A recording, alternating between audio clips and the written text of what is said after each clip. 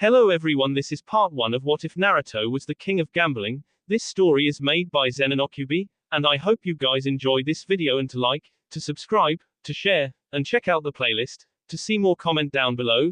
Now let's start the intro. They call me a god. They call me a god. They call me a god. Join my membership, the perks are great. It's in the description. Be sure to like and subscribe, it gives me. A 5-year-old boy was running down the streets of Konoha, crying his eyes out. Why was he crying? Because he had a mob of drunk villagers and some shinobi after him. Today was October 10th, exactly 5 years after the attack of the Kyuubi. The villagers thought that they should finish what the fourth started by King the Fox. Naruto had just purchased a deck of cards in hopes of being able to play a little with the Hokage on his 5th birthday. Alas, that didn't seem to be an option right now. Naruto suddenly felt a sharp pain in the back of his right leg, forcing him to fall flat on his face. On closer inspection he noticed that there was a kunai sticking out of the back of his thigh. Not one to surrender that easily, Naruto forced himself up on his feet to continue running. He barely made it 100 yards before he felt the same pain in his left leg, forcing him once again to fall down. He didn't make it up in time before the mob quickly surrounded him. "Nowhere to run now, you little demon," shouted one of the villagers. Please, don't hurt me. I haven't done anything to you," Naruto begged as he tried to get up, only to receive a kick to the face. "Yes you have. You killed hundreds of people 5 years ago, you little demon. Don't act like you don't remember," shouted the villager who had delivered the kick. "But tell you what, I'm going to be merciful today and finish you off fast," he said and held up a kunai. Naruto watched in horror as the knife descended upon him. All he felt before he blacked out was a sharp pain in the chest. Naruto opened his eyes weakly, only to quickly close them again as he was greeted by a blinding white ceiling. "Am I S?" he asked himself with a raspy voice. "No Naruto. You're perfectly fine. You're in a hospital," said an aged voice to Naruto's right. Naruto quickly opened his eyes and turned to the direction of the voice. "Ji-chan," he exclaimed, seeing the smiling face of the Hokage. "How can I still be alive? That knife hit me in the chest," he asked and subconsciously put a hand on his chest. "Yes it did, but it didn't reach your heart," said the Hokage and held up a deck of cards with a L mark in the middle. "It seems that this deck was in the way, stopping the kunai just before it hit your heart," he said, and Naruto started scratching his head. "But how is that possible? Those are the cards I bought today. But I didn't put them in my chest pocket. I had them in my pants," Naruto said, making the Hokage raise an eyebrow. "Are you sure about that, Naruto-kun?" he asked, and Naruto nodded. 100% old man. "I know because I scratched my hand on my keys when I put them there," the boy said and looked the Hokage in the face with a grin. "It seems Lady Luck came to my rescue, doesn't it?" he asked, and the Hokage chuckled. "That it does, Naruto-kun. That it does. Now on to other matters," he said and turned serious. "It appears that you cannot defend yourself properly and it is unsafe for you to live on your own. Therefore, I have decided to let you move into the Sarutobi household and take you on as my apprentice," the Hokage said, making Naruto go wide-eyed. "Are you serious, old man?" he asked, and the Hokage nodded. Naruto got a huge smile on his face before glomping the Hokage, shouting aloud, "Yatta!" That could be heard all over the village. Once the Hokage had managed to get out of the Death GS, he walked over to the door with Naruto following. "Now Naruto, are you ready to come with me?" the Hokage asked, and Naruto nodded, but before he left the hospital room, he turned around and picked up the deck of cards. "This will be my good luck charm from now on," he said before leaving with the Hokage. 10 years later, I know. Why such a long time skip? Because I don't want to go in on Naruto's training, except for the recap that comes now. The old Hokage was sitting in his office, watching as Naruto walked towards the academy with a smile on his face through the crystal ball. Why was he smiling? Today was the day he would become a genin. In the 10 years Naruto had been training with the Hokage, he had learned lots of things. He had mastered the tree climbing, the water walking, the leaf balancing and kunai balancing chakra control exercises. He had excellent taijutsu skills, average genjutsu and excellent ninjutsu. His preferred weapon of choice was his huge amount of playing cards. These playing cards were made of chakra paper, the paper that allows you to see your elemental affinity, and the same material one Hoshigaki Kisame sword is made of. Naruto would pour the Kyuubi's chakra into a card, making it highly explosive. He had invented 3 techniques with his cards and 1 technique where he uses dices. The Hokage chuckled as he remembered when Naruto found out about the Kyuubi. Flashback no Jutsu 5 years ago. Naruto and the Hokage were sparring when Naruto remembered something, making him stop what he was doing. "Ni, Sarutobi-sensei?" he asked, and the Hokage raised his eyebrows, indicating that he was listening. "When I was attacked 5 years ago, one of the villagers said that I had killed hundreds of people 10 years ago. What did he mean by that?" Naruto asked, and Sarutobi sighed. "I knew this day would come," he said, and sat down on a bench. "Sit down, Naruto-kun," he said, and motioned for Naruto to sit down next to him, which he did. "Now Naruto-kun, remember what happened 10 years ago?" Sarutobi asked, and Naruto nodded. "Yeah, the Kyuubi attacked, right?" Naruto asked. Sarutobi nodded. "Yes, you may have heard that the Yondaime killed it, but that's not true. No mortal could kill you. He did, however, seal it. He sealed it inside a newborn baby boy. That boy was you, Naruto," he said, and looked to see a shocked Naruto. "So that's why everyone hates me," Naruto said quietly after a few minutes of silence. "They all think I'm the Kyuubi. But I'm not, right?" "No, you're not. It was the Yondaime's final wish that the village should see you as a hero, but sadly, he underestimated the power of hate. I tried my best to make the villagers not hate you, but I failed. I could only do the next best thing. I made a law, stating that should anyone of the older generation tell the children about the Kyuubi, they would immediately be executed." Sarutobi said, and Naruto nodded slowly. "Then I just have to show them that I'm not the Kyuubi, but Uzumaki Naruto, future Hokage." Naruto exclaimed, pumping his fist into the air. Flashback no Jutsu, Kai. Naruto calmly walked into the academy, ignoring all the glares sent his way by the teachers. He thanked Lady Luck for letting him only be in the academy for the exams. He stopped outside the designated classroom, waiting for the teacher to let him in as he knocked. Yumi no Iruka was standing in front of the class, ready to start the exams when he heard a knock on the door. When he opened, he saw a 15-year-old blonde kid with black steel-toed boots, black cargo pants and a black trench coat. On his bare chest he had 4 card tattoos. Ace of Diamonds, Ace of Spades, Ace of Clover and Ace of Hearts. "Yo, Sarutobi-sensei told me to give you this," Naruto said, and handed Iruka a piece of paper before stepping into the classroom. Iruka read the paper and nodded before closing the door and taking his spot in front of the class. "Okay class, this is Uzumaki Naruto. He will be joining us for the exams," he said, and all the students were outraged. "What? That's bulls. Why can he just come in here and take the exams when we've had to endure 6 years just sitting behind a desk?" yelled a boy with a small dog on his head. "Because I was privately taught by the Hokage," Naruto said in a bored tone, making the class go wide-eyed. When no one said any more, Iruka motioned for Naruto to take a seat. Naruto sat down on the bottom row, next to the boy with the dog, before pulling out a deck of cards that he spread around on the desk, causing everyone, including Iruka, to lean over to see what he was doing. He closed his eyes and randomly pulled out a single card from the spread around deck. "Ace of Spades, and I'll pass," he said to himself, and opened his eyes to look at the card. When he turned it over, everyone were on the egg day to see if he got it right. The card turned out to be Ace of Spades. Naruto smiled to himself before gathering all the cards again. "It seems Lady Luck smiles upon me today," he said. "That's bulls," exclaimed the boy with the dog. "I bet the whole deck is full of aces," he said, and Naruto smiled before showing him the cards to reveal a perfectly legitimate deck. "I never cheat," he said simply, and put the cards back into the coat inner pocket. At least not when gambling. During the years, Naruto had become a huge gambling addict. He gambled so often that he could rival Tsunade of the Sannin. The only difference was that Naruto actually won when he gambled. Anko had vowed to never play STS poker with him ever again. "Okay then, let's begin the exams," Iruka said, and started handing out papers. Naruto has never believed in destiny or fate or like that. He did, however, believe in Lady Luck.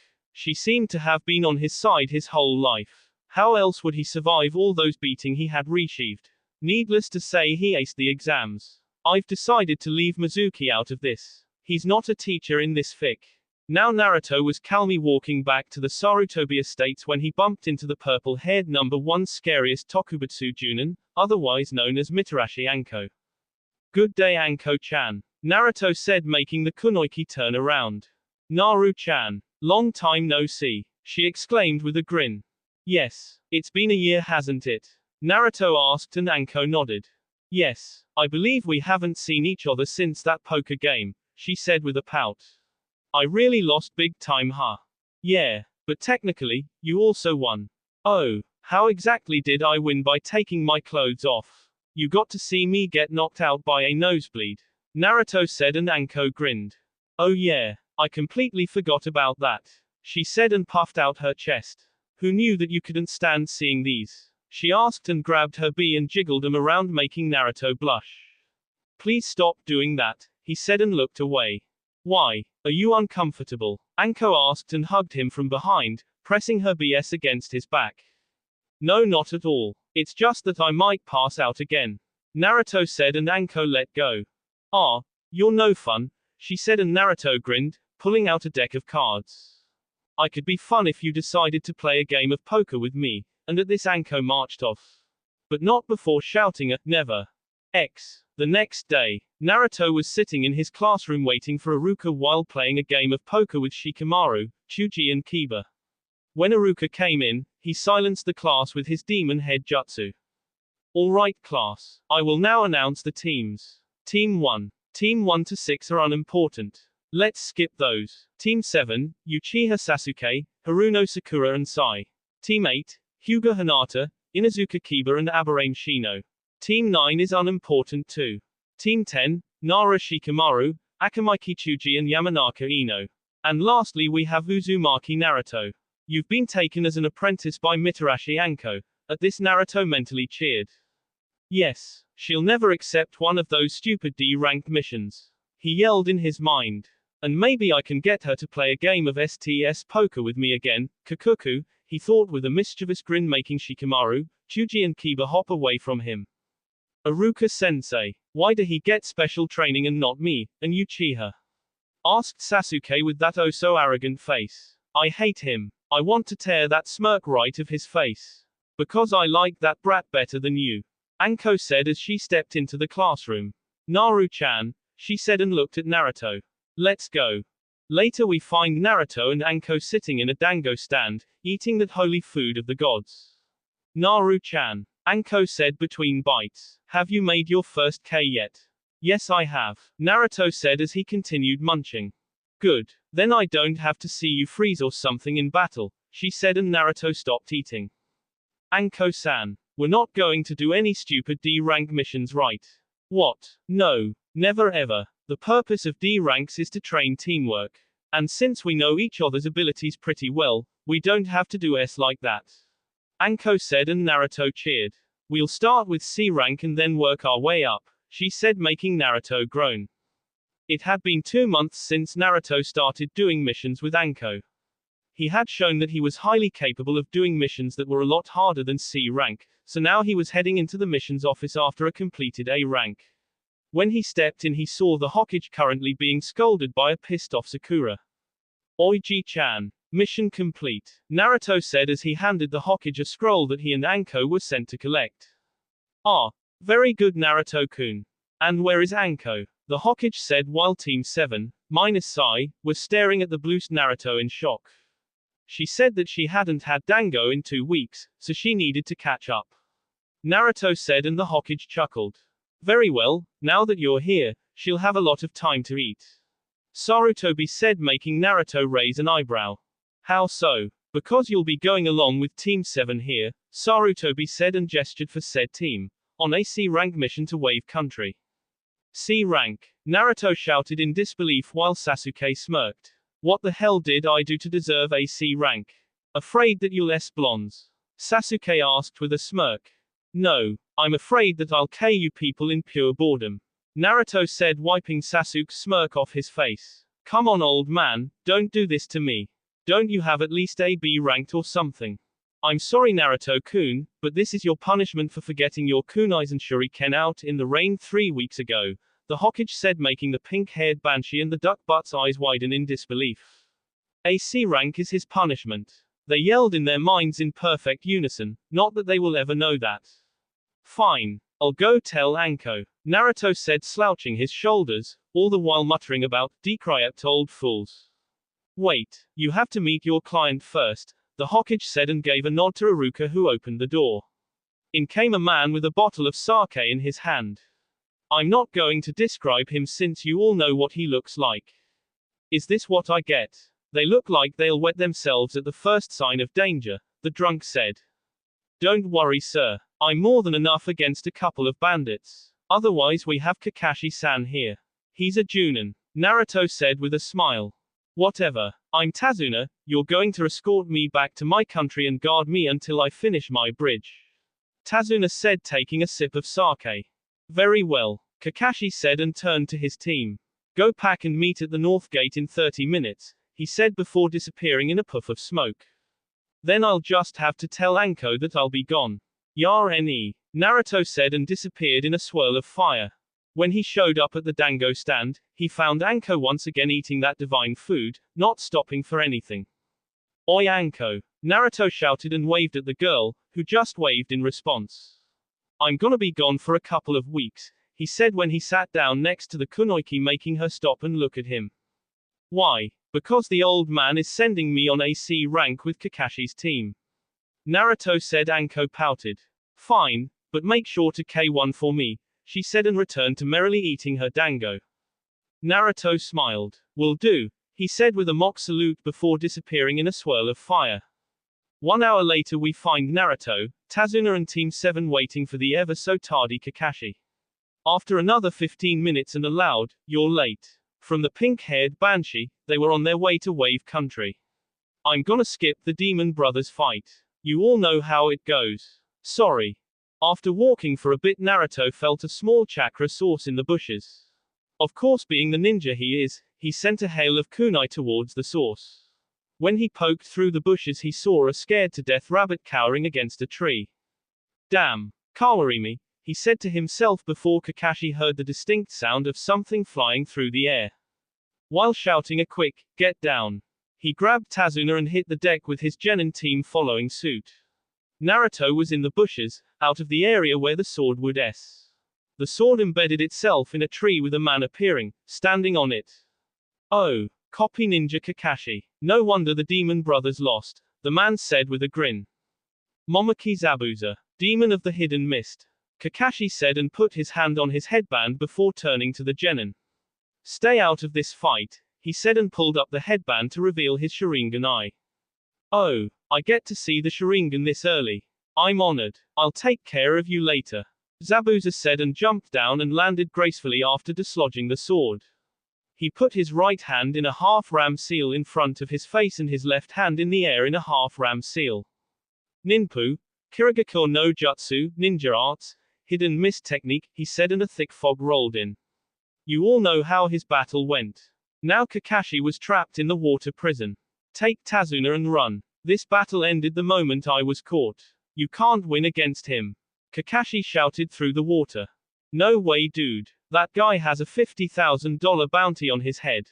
If you think that I'm just gonna let that go, then you're wrong, Naruto said, and took a scroll out of his pocket. This there's mine, he said, and smeared some blood on the scroll.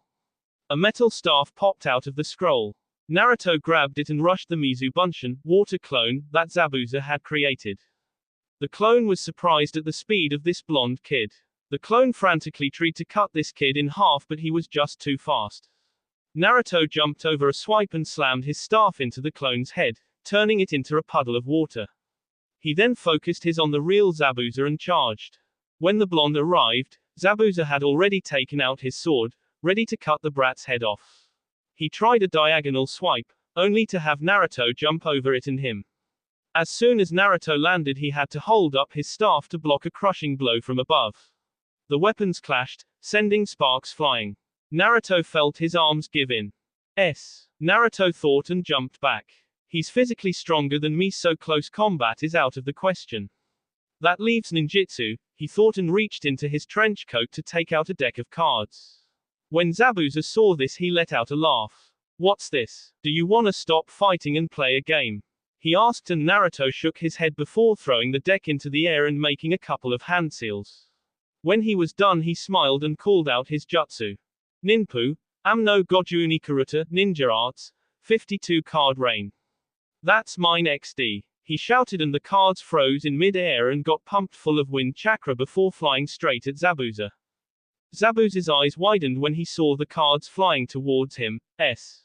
He shouted before dodging to the left, but not fast enough to dodge the first 25 cards completely. So here he was now, SD up body, the copy ninja free and glaring, and a crazy blonde kid with flying, and painful, cards. What the hell were those cards? He asked the blonde, who smiled. These cards are my pride and joy. Naruto exclaimed with a grin. I can make them explosive, burning, rock hard, or simply really, really sharp. Good job, Naruto. I didn't know you had that in you. Kakashi said and tried to step forward but was stopped by a hand on his shoulder. Don't. I still have more tricks up my sleeve. Naruto said and started doing hand seals again. Oh yeah. What kind of trick is that? Zabuza asked with a grin which Naruto mimicked. Look below you, he said simply before finishing his seals. Ninpu, Kibaku Choen, I think Choen is dice. Ninja Arts, exploding dice. He called, and Zabuza looked down to see two, six-sided dice on the ground. He shouted again when the dice started glowing before exploding. A burned and SD Zabuza stood next to a tree, trying to regain his balance when 4 kunai hit him. One on each limb. Here's where Kakashi said as he landed on a branch with a kunai in his hand. He never got a chance to throw it though, since 2 senbons came flying out of the foliage and struck Zabuza in the N.